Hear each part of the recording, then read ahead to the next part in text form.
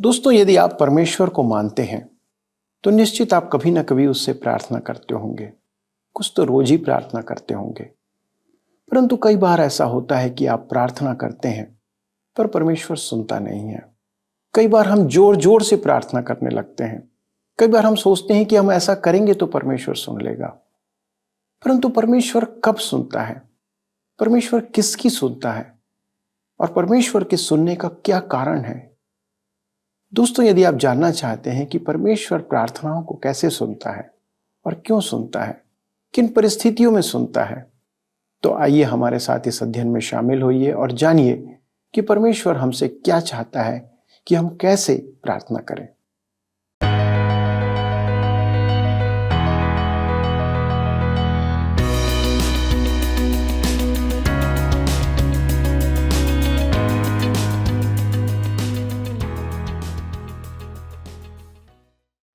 दोस्तों, प्रभु यीशु के मीठे और पवित्र नाम में आपको नमस्कार। आप इस समय TWR द्वारा प्रसारित बाइबल अध्ययन कार्यक्रम सत्यवचन देख रहे हैं और मैं आपका इस अंक में स्वागत करता हूं। अपने अध्ययन में हम इस समय यशायाह नबी की पुस्तक पर पहुंचे हैं। मित्रों, क्या हमारा परमेश्वर बेजान है? क्या वह बहरा है या गूंगा है? दोस्तों, वह एक ऐसा परमेश्वर है जो आपके मन के विचारों को जानता और सुनता है। वह जीवित है और आपको अपनी उपस्थिति को जाहिर कर सकता है। पर हम कई बार यह भूल जाते हैं कि हमारा परमेश्वर शांति भी देता है और शांति से भी सुनता है। क्या आप जोर जोर से बोलेंगे और गाएंगे तभी वह सुन पाएगा? नहीं, उसे सुनने के लिए हमें आत्मा की तैयारी की आवश्यकता है। आपकी तेज और उत्तेजना भरी आवाज के बीच कहीं प्रभु यीशु की धीमी और महीन आवाज दब न जाए। जब परमेश्वर प्रभु यीशु और पवित्र आत्मा के रूप में हमारे साथ है तो हमें शांति और पूरी गंभीरता के साथ उसके वचनों को सुनना चाहिए और उससे प्रार्थना करना चाहिए। हमारा परमेश्वर स्वर्ग में है पर उसकी उपस्थिति हमारे साथ इस पृथ्वी पर है। आइए हम प्रभु की इस उपस्थिति में उसके वचनों का अध्ययन आरंभ करें। मित्रों, आइए आज हम अपने अध्ययन को यशायाह की पुस्तक उसके अध्याय 56 से आरंभ करें, जिसका विषय है भावी राज्य की विशेषताएं, वर्तमान राज्य की विषम परिस्थितियां। यह अध्याय जिस प्रारूप पर है वह पीछे के अद्भुत अध्याय 53 तक जाता है, जो परमेश्वर द्वारा अपने पुत्र की क्रूस बलि के माध्यम से मानव जाति के लिए उपलब्धि की गाथा सुनाता है। अब यशायाह भविष्यद्वक्ता इस्राएल देश की ओर मुड़ता है और अपनी प्रजा से कहता है, इस अध्याय में सीनै पर्वत की ओर पुनर्गमन, पीछे लौटना नहीं, जैसा अनेकों का विचार है, वरन प्रभु राज की ओर विजय यात्रा है। यह अग्रगमन है और पूर्व घटनाओं की तार्किक मोर्चाबंदी है। यह विशेष करके इस्राएल के लिए है, परंतु अंततः एक वृहद परिदृश्य में वैश्विक लाभ की बात है। यह इस्राएल के साथ बांधी परमेश्वर की वाचा पर आधारित है। यह भविष्य में पृथ्वी की आशीषें हैं। उस समय मूसा की व्यवस्था, जिसे प्रभु यीशु ने पर्वतीय उपदेश में चरम सीमा पर पहुंचाया, प्रभु राज में लागू की जाएगी। यह उसकी इच्छा और उसकी व्यवस्था होगी।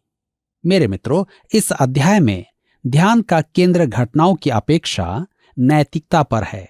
यहाँ भविष्यवाणी की अपेक्षा आचरण पर बल दिया गया है।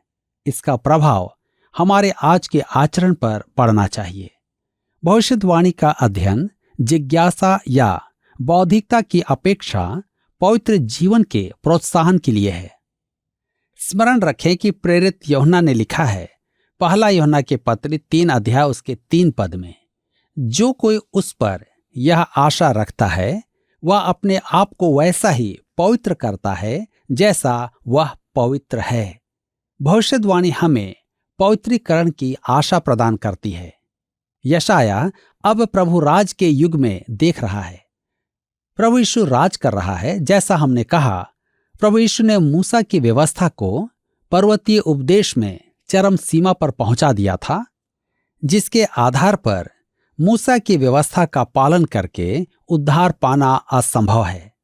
उदाहरण स्वरूप मत्ती रचित सुसमाचार 5 अध्याय उसके 22 पद में यीशु कहता है, मैं तुमसे यह कहता हूं कि जो कोई अपने भाई पर क्रोध करेगा वह कचहरी में दंड के योग्य होगा, और जो कोई अपने भाई को निकम्मा कहेगा वह महासभा में दंड के योग्य होगा, और जो कोई कहे अरे मूर्ख वह नरक की आग के दंड के योग्य होगा।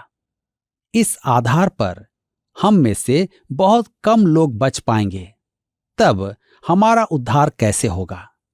हमारे पास एक उद्धारक है जो हमें बचाएगा। उसके अलौकिक राज्य में न तो अपहरण होगा, न हत्या होगी, न ठग विद्या होगी। हम उस युग में महिमा मार्ग और हल्लेलुया पथ पर चला करेंगे जो यरूशलेम में होंगे। उस युग में पृथ्वी एक सुरक्षित स्थान होगी। प्रत्येक जन अपनी दाखलता और अपने अंजीर के वृक्ष के नीचे बैठेंगे। इसका अर्थ यह हुआ कि वह एक धनवान मनुष्य होगा। सब भूस्वामी होंगे और उन्हें कर नहीं देना पड़ेगा। यह तो बड़े आनंद की बात होगी, नहीं क्या? जी हाँ। तो आइए देखें भावी राज्य की महान विशेषताएं।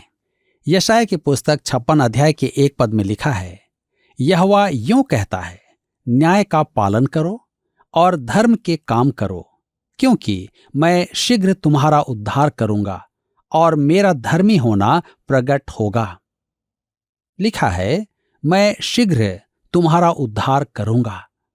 भविष्यद्वक्ता प्रभु राज्य की स्थापना के निकट भविष्य में आशा बांधे हुए थे। यद्यपि अंतराल की संभावना छोड़ी गई थी, परंतु वे निकट भविष्य में ही प्रभु राज की आशा रखे हुए थे। उनके लिए उद्धार संपूर्ण देश का था, और पौलुस के मन में भी यही विचार था जब उसने रोमियो के पत्र 11 अध्याय उसके 26 पद में कहा, और इस रीति से सारा इस्राएल उद्धार पाएगा। जैसा लिखा है, छुड़ाने वाला सियोन से आएगा और अभक्ति को याकूब से दूर करेगा। मेरे प्रियो, आने वाले उद्धार की आशा न्याय करने की प्रेरणा थी, जिस प्रकार की प्रभु के पुनः आगमन की आशा हमारे पवित्र जीवन की प्रेरणा है। यशायाह 56 उसके 2 पद में लिखा है, क्या ही धन्य है वह मनुष्य जो ऐसा ही करता, और वह आदमी जो इस पर स्थिर रहता है, जो विश्राम दिन को पवित्र मानता और अपवित्र करने से बचा रहता है, और अपने हाथ को सब भांति की बुराई करने से रोकता है। यह उन मनुष्यों के लिए है जो सब्त का दिन अर्थात विश्राम दिन का पालन करते हैं। इस पृथ्वी पर विश्राम दिन उस समय फिर से आएगा जब सहस्रवर्षीय प्रभु राज होगा। अनुग्रह के इस युग में हमें निश्चय ही कहा गया है, कुलुसियों के पत्र 2 अध्याय उसके 16 पद में, इसलिए खाने पीने या पर्व या नए चांद या सब्त के विषय में तुम्हारा कोई फैसला ना करे। अतः हम सब्त के अधीन नहीं हैं, यह स्पष्ट हो, परंतु प्रभु राज में परमेश्वर इसकी पुनः स्थापना करना चाहता है, क्योंकि व्यवस्था यरूशलेम से निकलेगी। हम यशायाह 56 के 3 पद में आगे पढ़ते हैं। लिखा है, जो परदेशी यहोवा से मिल गए हैं वे न कहें, यहोवा हमें अपनी प्रजा से निश्चय अलग करेगा, और खोजे भी न कहें, हम तो सूखे वृक्ष हैं। मेरे मित्रों, उस युग में अन्य जाति को ऐसा प्रतीत नहीं होना चाहिए था कि इस्राएल के साथ परमेश्वर की इस विशेष योजना के कारण वे अलग हैं। दूसरी ओर उन्हें निमंत्रण दिया गया है कि वह आगे बढ़कर आशीषें प्राप्त करें। मूसा की व्यवस्था के अनुसार एक नपुंसक पुरुष को याजकीय सेवा नहीं करनी थी, परंतु प्रभु के राज में ऐसी कोई रोक नहीं होगी। हम यशायाह 56 उसके 4 और 5 पद में पढ़ते हैं। लिखा हुआ है, क्योंकि जो खोजे मेरे विश्राम दिन को मानते और जिस बात से मैं प्रसन्न रहता हूं उसी को अपनाते और मेरी वाचा का पालन करते हैं, उनके विषय यहोवा यूं कहता है, मैं अपने भवन और अपनी शहर पनाह के भीतर उनको ऐसा नाम दूंगा जो पुत्र पुत्रियों से कहीं उत्तम होगा। मैं उनका नाम सदा बनाए रखूंगा और वह कभी न मिटाया जाएगा। विकलांग, परदेशी और सब बहिष्कृत जन सबको निमंत्रण दिया गया है कि पुत्र पुत्री होने से अधिक उत्तम स्थान और अनंत सुरक्षा का परमेश्वर का प्रस्ताव स्वीकार कर लें। व्यवस्था ने ऐसा प्रस्ताव नहीं दिया था। वह निसंदेह प्रभु के राज्य के विषय चर्चा कर रहा है। तो आइए पढ़ें यशाया 56 के 6 पद। लिखा है, परदेशी भी जो यहोवा के साथ इस इच्छा से मिले हुए हैं कि उसकी सेवा टहल करें और यहोवा के नाम से प्रीति रखें और उसके दास हो जाएं, जितने विश्राम दिन को अपवित्र करने से बचे रहते और मेरी वाचा को पालते हैं। परदेशियों को परमेश्वर से प्रेम करने का नया मन दिया जाएगा। तब हम यशाया 56 के 7 पद में पढ़ते हैं, उनको मैं अपने पवित्र पर्वत पर ले आकर अपने प्रार्थना के भवन में आनंदित करूंगा। उनके होम बलि और मेल बलि मेरी वेदी पर ग्रहण किए जाएंगे, क्योंकि मेरा भवन सब देशों के लोगों के लिए प्रार्थना का घर कहलाएगा। मेरे मित्रों, प्रभु यीशु ने दूसरी बार मंदिर का शोधन करते समय इसी पद का संदर्भ दिया था। परमेश्वर की आरंभिक इच्छा तो यही थी कि मंदिर सब मनुष्यों के लिए हो, अर्थात सब जातियों, सब भाषाओं, सब वर्गों, सब परिस्थितियों के लोगों के लिए हो। परंतु प्रभु यीशु के युग में वे इस उद्देश्य से चूक गए थे। आज कलीसिया भी अपने मंदिर होने के मूल उद्देश्य से चूक गई है। आज कलीसिया एक प्रकार की रंगशाला बन चुकी है। वहां खाना पीना, खेल कूद, बस यही चलता रहता है। परंतु कुछ वैयक्तिक प्रचारक आज भी भटके हुओं को प्रभु की शरण में ला रहे हैं। हम यशाया 56 उसके 8 पद में आगे पढ़ते हैं, प्रभु यहोवा जो निकाले हुए इस्राएलियों को इकट्ठे करने वाला है, उसकी यह वाणी है कि जो इकट्ठे किए गए हैं उनके साथ मैं औरों को भी इकट्ठे करके मिला दूंगा। परमेश्वर का राज्य विश्वव्यापी होगा। मानव जाति के प्रत्येक परिवार को उसका नागरिक बनना आवश्यक है। परमेश्वर कहता है कि उस युग में वे सबके पीछे जाएंगे। मेरे विचार में मसीह की शरण में आने का सबसे महान समय प्रभु राज्य में होगा। आइए हम देखेंगे वर्तमान राज्य की विषम परिस्थितियां।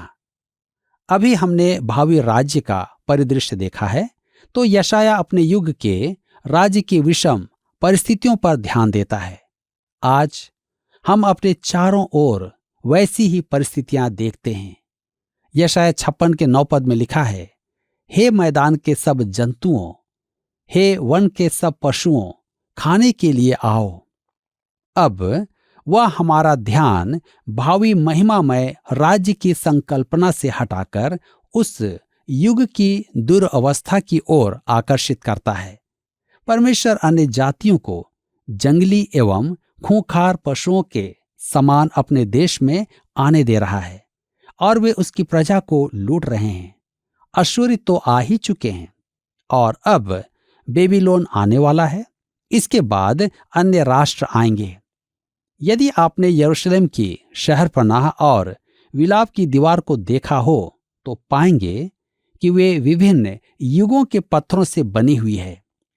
इससे स्पष्ट होता है कि वह नगर बार बार ध्वंस किया गया है। इतिहास से विदित होता है कि यरूशलेम 27 बार ध्वंस किया गया था और आज का यरूशलेम वास्तव में मलबे पर बना हुआ है। यदि आप वहां पहुंचना चाहें जहां प्रभु यीशु चलता था, तो आपको आज की सतह से 30 से 50 फुट नीचे खोदना होगा। परमेश्वर ने अन्य जातियों को अनुमति दे दी कि वे इस्राएल को रौंदें। क्यों? क्योंकि इस्राएल ने उससे बहुत निराश किया था। इस असाधारण पद पर आप ध्यान दें। यशाया 56 उसके 10 पद में लिखा है, उसके पहरुए अंधे हैं, वे सब के सब अज्ञानी हैं, वे सब के सब गूंगे कुत्ते हैं जो भौंक नहीं सकते, वे स्वप्न देखने वाले और लेटे रहकर सोते रहना चाहते हैं। मेरे प्रियो, उस युग के परमेश्वर के प्रवक्ता, भविष्यद्वक्ताओं और याजकों की दशा है।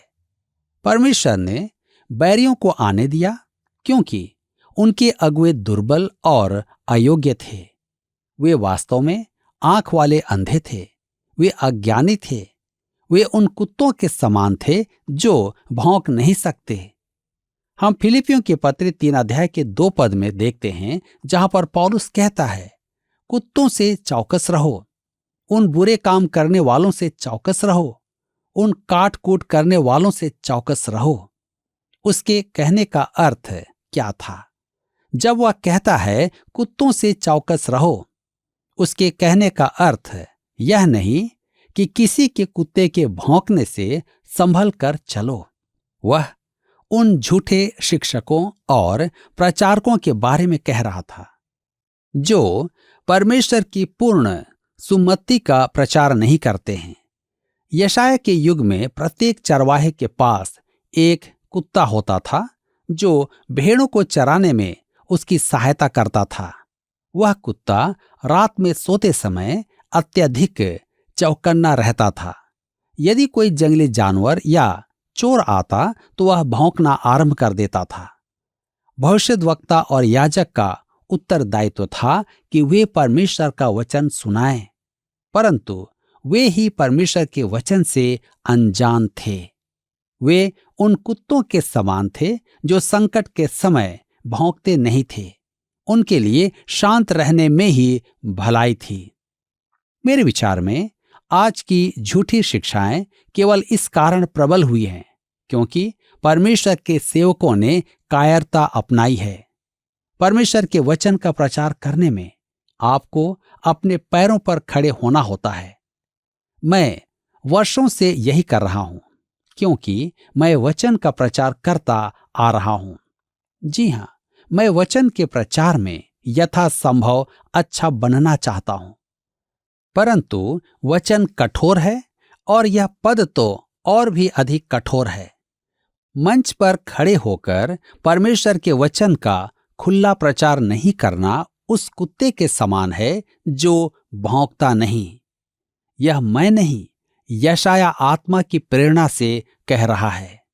मूक कुत्ता वह है जो परमेश्वर के वचन का प्रचार नहीं करता है। वह सोता रहता है, वह भौंकता नहीं, सुस्त पड़ा रहता है। पास्टर के लिए अपनी कलीसिया को प्रसन्न करना बहुत आसान होता है।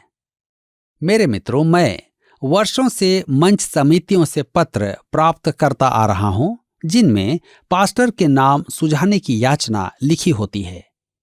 वे उन पत्रों में पास्टरों की आवश्यक योग्यताएं भी लिखते हैं। सबसे पहली योग्यता होती है उसका व्यक्तित्व। उन्हें एक ऐसे मित्र भाव सेवक की आवश्यकता है जो सब आयु के लोगों से संपर्क बना सके। वरिष्ठ नागरिक उससे प्रेम करें, युवा वर्ग उससे प्रेम करे। कुछ कलीसियाएं तो परमेश्वर के वचन का शिक्षक मांगती ही नहीं हैं। यही कारण है कि मंच पर अनेक गूंगे कुत्ते खड़े हो जाते हैं। मैं क्षमा चाहता हूं, परंतु यशाया ने भी तो मुझसे पहले यही कहा है।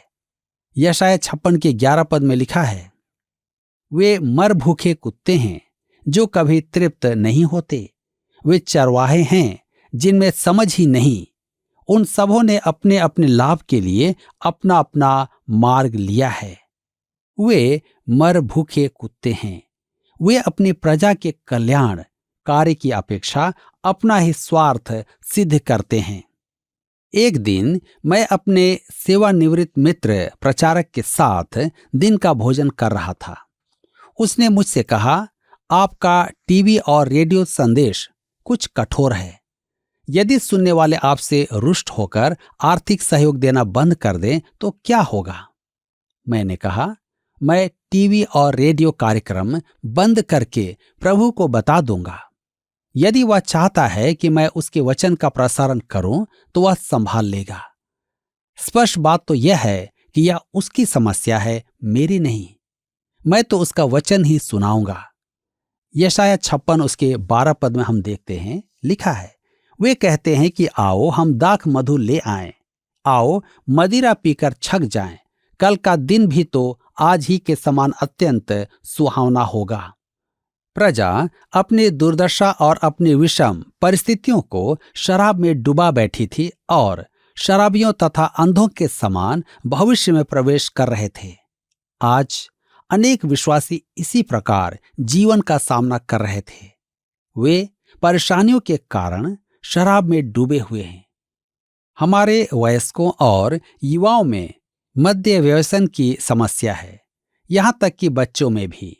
मैं अपने जीवन में पूर्व की अपेक्षा आज शराब पीने वाले अधिक देखता हूं। एक बार मैं हवाई जहाज से कहीं जा रहा था और मेरे पास एक वृद्ध महिला बैठी थी। वह अति प्रिय थी। मैं सोचने लगा कि काश वह मेरी दादी होती। मैंने मन में कहा, निश्चय ही वह शराब नहीं पिएगी, परंतु मैं आश्चर्यचकित रह गया जब उसने शराब का निवेदन किया। इससे स्पष्ट होता है कि वह उसकी आदी थी। मेरे प्रियो, हमारे देश का नैतिक स्तर गिर चुका है और अधिकांश विश्वासी इस विषय कुछ नहीं सुनना चाहते हैं। वे तो मधुर संगीत सुनना चाहते हैं। आप संगीत सुनकर तो समस्या में नहीं पड़ेंगे, परंतु वचन का सच्चा प्रचार करके अवश्य समस्या में पड़ जाएंगे। परंतु यशायाह परमेश्वर का वचन ज्यों का त्यों सुनाता था और मैं भी ऐसा ही करता हूं, क्योंकि आज हम सबको परमेश्वर के वचन की आवश्यकता है। जिस प्रकार से होशे कहता है कि परमेश्वर के वचन के ज्ञान के ना होने के कारण लोग नाश हो रहे हैं। मेरे मित्रों, आज हम सब के लिए अवसर है कि हम परमेश्वर के वचन को अधिक से अधिक सुनें और सीखें, क्योंकि यही वचन हमारे जीवन में हमें आशीष प्रदान करता है। आज के इस वचन के द्वारा परमेश्वर आप सबको आशीष दे और आप सबकी सहायता करें। प्रिय दोस्तों, क्या आप विश्राम दिन को पवित्र मानते हैं? क्या आप सप्ताह के प्रथम दिन को प्रभु यीशु के चरणों में व्यतीत करने को स्मरण रखते हैं? परमेश्वर के आराधनालयों को खाली रखना या रहना यह प्रकट नहीं करता है। दोस्तों, आपके पास अनेक काम हो सकते हैं, पर क्या आपने कभी विचार किया परमेश्वर इसके द्वारा आपके प्रेम को परखता है? वह आपका इंतजार करता है कि आप उसे समय दें, उसके साथ समय व्यतीत करें। आम विश्वासी केवल विशेष अवसरों पर ही भवन में उपस्थित होना चाहते हैं। मित्रों, यदि हम परमेश्वर से प्रेम करते हैं तो हम एक दिन नहीं पर प्रतिदिन प्रतिपल उसकी संगति में उपस्थित रहेंगे। दोस्तों, परमेश्वर का वचन कहता है कि विश्रामवार को पवित्र मानने का अर्थ है न्याय का पालन करना और धर्म के काम करना, अर्थात पवित्रता का जीवन जीना। यदि हम सारी रीति विधियों को पूरा करें पर इन बातों को करने से चूक जाएं, तो हमारा यह कार्य किसी लाभ का नहीं होगा। हम सिर्फ अपना समय वेस्ट कर रहे हैं या गंवा रहे हैं। दोस्तों, परमेश्वर के नियम हमारे लिए सर्वोपरि हैं और हमें उसके अनुसार चलना चाहिए। आइए हम प्रतिज्ञा करें कि उसके नियमों के अनुसार हम सदा चलते रहेंगे। आइए प्रार्थना करें। स्वर्गीय पिता, हम आपको एक बार फिर धन्यवाद देते हैं प्रभु यीशु मसीह में होकर, आपकी दया और करुणा के लिए, इन सुंदर वचनों के लिए जो जीवनदायक हैं। पिता, हमारी प्रार्थना है कि हमारा जीवन ऐसा हो कि आपकी उपस्थिति हमारे साथ बनी रहे और हम सदा आपके साथ वार्तालाप करते रहें। पिता परमेश्वर, हमारे जितने भी दर्शक हैं उनके लिए प्रार्थना करते प्रभु कि उनका जीवन ऐसा ही हो कि वे आपकी संगति में पाए जाएं, आपकी उपस्थिति में बने रहें। हमारी विनती है पिता, हमारे सभी भाइयों के लिए, बहनों के लिए जो अपने कार्यों के लिए पिता घर से बाहर प्रतिदिन जाते हैं, वे अपने घर से दूर अपने कार्यों पर जब रहते हैं पिता, उनके आने जाने में अपनी संगति और सुरक्षा बनाए रखें और होने दे पिता, जो भी कार्य वे करते हैं उसमें प्रभु आप उन्हें उन्नत करें, उन्हें आगे बढ़ाएं ताकि उनके कार्यों से प्रभु आपको महिमा मिले। प्रभु इनकी ईमानदारी, उनका आचरण दूसरों के लिए आपकी महिमा को प्रकट करने का अवसर हो।